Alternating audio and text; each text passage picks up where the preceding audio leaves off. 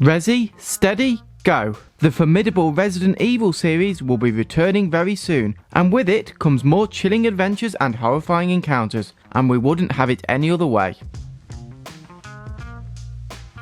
Deck here from Fanatical, and in this video I'll be taking you through the dark and disturbing world that awaits in Resident Evil Village, also known as Resident Evil 8, the latest entry in Capcom's survival horror franchise. But before we have you howling at the moon, be sure to like this video, subscribe to the Fanatical YouTube channel for more great gaming videos, and pre-order the game on fanatical.com to save. Having escaped the Baker family and their dreaded lands somewhere in southern United States, protagonist Ethan Winters and his wife Mia have decided to escape the drama and start fresh in a wintry European village. Well, it's not called Resident Evil City, is it? From the official story trailer, it was also confirmed that Ethan and Mia have had a baby called Rosemary. How cute! However, their lives are once again about to be turned upside down. Chris Redfield, another Resident Evil series regular, will also be appearing in the game, but from the trailers that we've seen so far, he seems quite sinister. Chris, from how it's portrayed in the trailers, shoots Mia and takes Ethan's baby away. Come on Chris, we get that you've gained some extra muscles from this outing, but you don't have to be such a Ethan will venture deeper into the snowy environment, presumably to locate his missing child, while unfortunately uncovering the horrors that lurk within.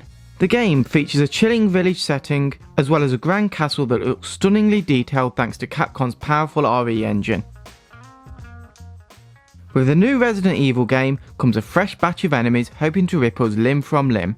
If you played the previous installment, Resident Evil 7 Biohazard, you'll be more accustomed to the stranger, unique enemies lurking in the darkness. But if you're more used to the classic Resi titles and the recently remastered Resident Evil 2 and 3, you'll be surprised to hear that the flesh-eating T-virus zombies won't be making the trip over for this one. However, from early footage of the enemies appearing in the game, there appears to be a human-like horde of enemies wearing hoods and bearing tattoos that act very zombie-like, and they can even wield swords. Aside from the creepy monks in the castle basement, werewolves have been highlighted as one of the main enemy types in the game. From the PS5 first play video, where pro tennis player Naomi Osaka got to play a bit of the game, it looks like there's going to be mini horde battles, similar to those seen in Resident Evil 4, where you attempt to barricade windows to slow down an onslaught of baddies may also feature. There's one particular antagonist who has truly taken the limelight during the pre-release build-up, and that is the one and only Lady Dimitrescu, also known as the tall vampire lady to some of you.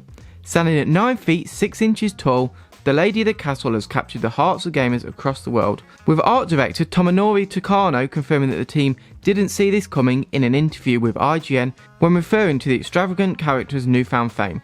But Lady Dimitrescu isn't alone in her persistent quest to thwart Ethan's rescue plans, as her 3 witch-like daughters are on the prowl, and they're able to disperse and quickly travel in a swarm of thousands of insects, as well as using a sickle to cause some nasty damage. Ethan's already had to staple his hand back on. Come on Capcom, give the guy a break. Heisenberg is another mysterious character who has featured briefly in a couple of the trailers so far, but unlike the Breaking Bad character, he wields a hammer-type weapon. This also appears to be the same weapon that a huge boss-like werewolf is swinging around. A coincidence perhaps? We'll leave that for you to decide.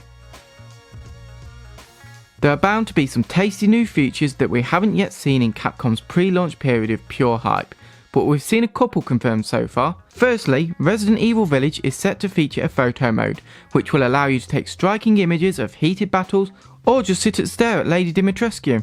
A sort of new feature to this branch of the Resident Evil series is the Duke, a larger-than-life merchant who will be selling you some valuables and helping you upgrade your weapons and items. Yes, we know we haven't forgot about the classic "What are you buying?" from Resident Evil 4, but in terms of the first-person generation of Resi games, this is a first.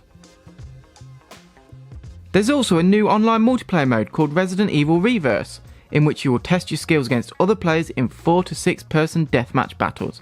Characters from a variety of Resi games will be available to use in this mode, and when your chosen character is taken out, their body transforms into a powerful bioweapon that can be used against other players.